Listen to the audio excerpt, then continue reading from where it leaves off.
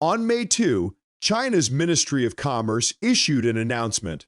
How much weight can one announcement carry? Roughly the equivalent of tossing a screw into Washington's sanctions machinery. Translated into plain language, the announcement says this: Chinese companies and Chinese banks are not permitted to comply with the United States secondary sanctions, not permitted to recognize them, not permitted to enforce them, not permitted to abide by them. 3. Not permitted, and even the punctuation carries a rare note of impatience. Rare because these blocking rules have been gathering dust in a filing cabinet since 2021. 4 years. Enough time for a college student to finish a degree. Enough time for the United States to cycle through 2 presidents. Enough time for Chinese companies to silently absorb round after round of sanctions without a peep. The Americans had probably gotten used to it. Issue a sanctions order, and Chinese banks would automatically cut off business. Chinese companies would automatically amend their contracts, and even the protests followed a fixed template. Sanctions officials in Washington had likely come to regard China's countermeasure laws as a kind of Oriental ritual. You know, the other side will say resolutely oppose, but you also know that in the end, they will fall in line. That's how it had gone for 4 years. That's what makes the May 2 announcement a watershed. It's not saying oppose, it's saying no. The sanctions target 5 privately owned refining and petrochemical enterprises. Hengli Petrochemical, Luqing Petrochemical, Jinqing Petrochemical, Xinhai Chemical, and Shaanxing Chemical. One name more down to earth than the next, each sounding as unassuming as a Chinese manufactured component. The U.S. Treasury Department's logic is simple. You bought Iranian crude oil. Therefore, you funded Iran's Islamic Revolutionary Guard Corps. Therefore, you get sanctioned. This logic doesn't hold up under international law. The UN Security Council has never authorized this kind of extraterritorial jurisdiction. But under the dollar system, it's never needed to. Global banks settle in dollars. If you touch the dollar, you follow America's rules. That's the gravitational pull of the financial infrastructure, something no legal text can counteract. China used to accept that gravity when Huawei was sanctioned in 2018. How much business did Chinese banks cooperate in freezing? When Russia was kicked out of SWIFT in 2022, how many contracts did Chinese companies walk away from? The script was the same every time. Opposition in words, compliance in action. Washington's assessment of this was probably the Chinese are pragmatic. Pragmatic means, if you know it hurts, you'll pull your hand back. This time, they didn't pull back. There's a sentence in the Ministry of Commerce's announcement worth reading repeatedly. Upon assessment, the relevant US measures involve improper extraterritorial application. Pay attention to that phrasing, improper extraterritorial application. It doesn't say illegal. It doesn't say unreasonable. It doesn't say bullying. It uses improper. This is a legal term, cool, restrained. Devoid of emotion, like a doctor noting an abnormal indicator on a patient's chart. But it's precisely this restrained word, paired with the 3 least restrained verbs, shall not recognize, shall not enforce, shall not comply with. That produces an explosive effect because it gives Chinese companies the other half of a multiple choice question. Before, there was only one question. Do you listen to the US or do you get kicked out of the financial system? There was only ever one answer. Now there's a second question. Do you listen to China or do you violate China's blocking order? Again, there can only be one answer, but when these 2 questions collide, there is no answer. Chinese banks suddenly find themselves standing at the intersection of 2 legal systems. Take a step left, and you get an American fine. Take a step right, and you get a Chinese fine. Stand still, and you violate both. That's probably exactly the effect the Ministry of Commerce was going for. You want Chinese companies to pick a side. Fine, let's pick one together, and we'll see who blinks first.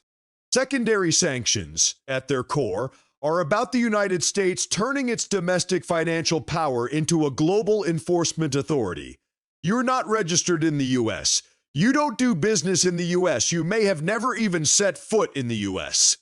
But if your transactions involve keywords like Iran, Russia, or North Korea, you get secondarily sanctioned.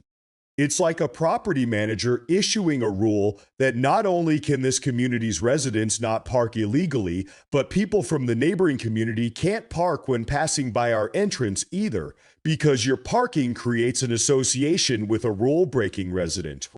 This property manager's logic would be a joke in any country's domestic legal system. But within the international financial system, it's reality. China's blocking order is like posting a notice at the community gate. Residents of this community and their visitors are not bound by the rules of the neighboring community's property management. Violators will bear the consequences of the neighboring management's penalties themselves, but this management will impose equivalent penalties. Once that notice goes up, the most nervous people aren't the property managers. It's the businesses that belong to both communities. They now need a legal department dedicated to figuring out how to simultaneously not violate two contradictory regulations. It's a golden age for lawyers. There's another sentence in the announcement that cannot be ignored. This does not affect China's fulfillment of its international obligations. What this is saying is, I'm not opposing international law. I'm opposing you, the United States. Passing off your own domestic laws is international law. This is a crucial distinction. Beijing is not positioning itself as a challenger to the international order. That's an uncomfortable position, and one that can easily bring to mind certain other names. Beijing's position is, I defend international law under the UN framework, and I oppose your unilateral imposition of domestic law above international law. In rhetoric, this position is called defender of international law. In practice, it's called targeted countermeasure. In outcome, it translates to, if you want to control my people, you'll have to ask me first if I agree. As for why these 5 refining companies were chosen, that's also worth pondering. They're all privately owned. None of them are national team. By targeting them, the U.S. was probably betting that private companies care more about international financing, care more about dollar clearing, and are easier to bend under pressure.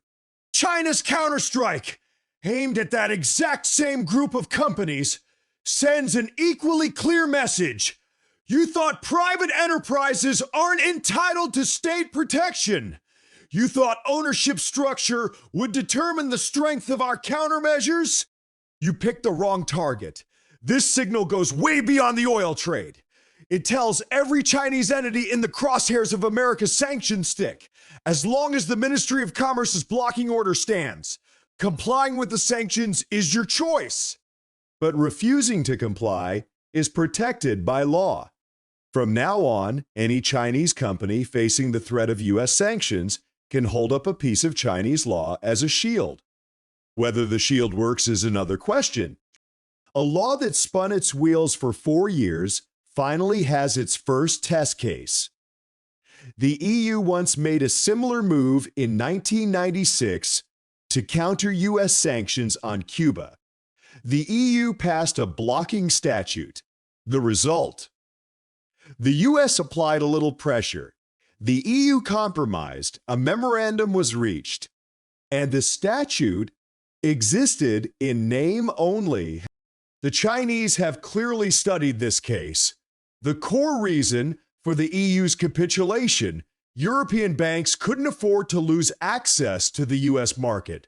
European security relied more heavily on US protection, and European political will couldn't withstand the friction of transatlantic relations. China is different. China's banking system has the heft to operate within Asia. China's security architecture doesn't depend on the US. And as for political will, for words are matched with deeds. Of course, whether the blocking order can actually be enforced depends on the banks. What will the large state-owned banks choose? They hold as treasury bonds, and the People's Bank of China's foreign exchange reserves at the same time. They can't fully decouple from the dollar system, nor can they defy Beijing's orders. One possible path is gray execution, superficially complying with U.S. sanctions paperwork while actually establishing alternative clearing channels, adding intermediary steps to sanctioned entities' trade, switching to renminbi settlement to bypass the dollar. Banks have long been adept at these technical maneuvers. What they lacked was simply a government endorsement saying, "You may do this." Well, the endorsement has arrived. The U.S. Treasury Department's reaction is telling. 48 hours after the announcement, there's been no formal response, only an unnamed official telling the media they will assess the impact. Assess what? Assess the feel of a sanctions hammer striking cotton for the first time? Assess whether China's blocking order might be emulated by other countries? Or assess how much the next round of sanctions needs to be escalated just to barely save face? That last point is what makes Washington especially uneasy. If China's blocking order is successfully enforced, if not a single Chinese company faces actual punishment for violating US secondary sanctions, then Brazil, India, Turkey, Saudi Arabia will all be watching with eyes wide open. Every country has a long list of grievances over America's long-arm jurisdiction. And every country wants a successful precedent to bolster its own backbone. China's move is both its own breakout and potentially an accidental demonstration for the world. Let's return to the announcement itself. At the very end, there's a line of standard diplomatic phrasing. China is willing to properly resolve differences with the U.S. through dialogue and consultation. This sentence, appearing at the tail end of an injunction that commands shall not recognize, shall not enforce, shall not comply with, comes across as exceptionally gentle, even a little humorous. Roughly translated, it means the door is open. You can come in and talk, but until I agree otherwise, your rules don't count here. It's a strategy of shifting the battlefield from comply or not to who has the authority to set the rules.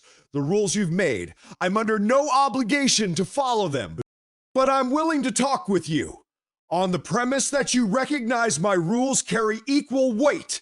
The outcome of this contest won't be decided in a month or two, but the May 2 announcement has already changed something fundamental. Beijing has proven it's not just here to jog alongside, that the blocking order is not a decoration, and that America's sanctions officials need to recalculate the cost-benefit ratio of sanctioning Chinese companies. Before, the costs fell mainly on the sanctioned party. Now the costs are starting to flow back to the sanctioning party. The Americans suddenly discover that the appeal of long-arm jurisdiction lies in the other side's non-resistance. The moment the other side reaches out too, and two people are arm wrestling across the same table, the advantage of a long arm becomes far less obvious. 5 refining companies are still shipping crude oil from the Persian Gulf today. The ships are the same ships. The oil is the same oil. The transactions are the same transactions. The only change is that they now have 2 sets of laws to cite instead of absorbing the consequences of just one. This change doesn't show up on any balance sheet. It flashes by in a news headline and vanishes. But in the long river of geopolitics, it's a watermark that's not easy to ignore.